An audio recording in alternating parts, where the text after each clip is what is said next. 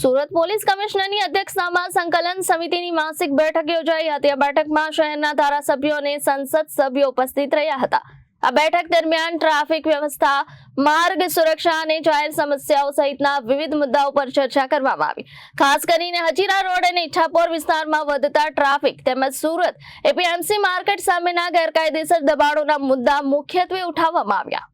Surat police કમિશનરની અધ્યક્ષતામાં યોજાયેલી સંકલન સમિતિની માસિક બેઠકમાં શહેરના વિવિધ જાહેર પ્રશ્નો પર વિસ્તૃત ચર્ચા કરવામાં આવી હતી।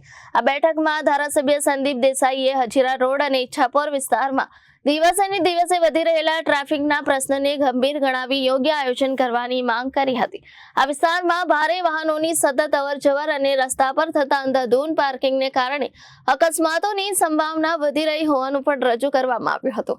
આ ઉપરાંત સુરત એપીએમસી માર્કેટ સામેના ગેરકાયદેસર દબાણો દૂર કરી ટ્રાફિકને સરળ અને સુવ્યવસ્થિત બનાવવા માટે પણ માંગ ઉઠાવવામાં આવી હતી। આ બેઠકમાં ઉપસ્થિત લોકપ્રતિનિધિઓએ શહેરના કાયદા વ્યવસ્થા અને ટ્રાફિક વ્યવસ્થાને વધુ અસરકારક બનાવવા માટે વિવિધ સૂચનો રજૂ કર્યા હતા। પોલીસ તંત્રએ રજૂ થયેલા પ્રશ્નો અંગે જરૂરી કાર્યવાહી કરવાની ખાતરી આપી હતી।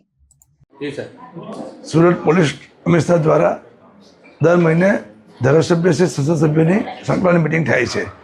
આજની મિટિંગની અંદર મારી વિધાનસભાના જે પ્રશ્નો હતા આ ખાસ કરીને ઈચ્છાપોર હજીરા રોડ પર જે મહાકાય ઉદ્યોગ આવેલા છે અને રસ્તાની બાજુમાં જે પાર્કિંગ થાય છે અને પાર્કિંગ થવાના કારણે ઘણા અકસ્માત પણ થાય છે, ટ્રાફિક જામ થાય છે, સમય બગડે છે, ઇંધણ પણ બગડે છે।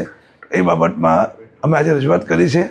અગાઉ પણ રજૂઆત કરી, એના કારણે ઘણો કામમાં ફરક છે, પણ પૂરેપૂરો ફરક હવે આજની મિટિંગ પછી કમિશનરશ્રી બાંહેધરી આપી છે કે બધા જ કામો અમે તમારા ઝડપથી પૂર્ણ કરીને ટ્રાફિકનો પ્રશ્ન હલ કરવાની ખાતરી આપી છે। આભાર।